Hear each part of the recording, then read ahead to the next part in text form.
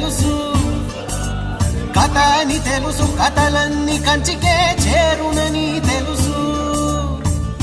తెలుసు తెర తొలుగుతుందని, తెలుసు తెల్లారుతుందని, తెలుసు ఈ కట్టె పుట్టుకుమంటదని, తెలుసు ఈ మట్టి మట్టిలో కలిసిపోతదని. ఎన్ని తెలిసి ఇరకాటంలో పడిపోతావు ఎందుకని? మాయా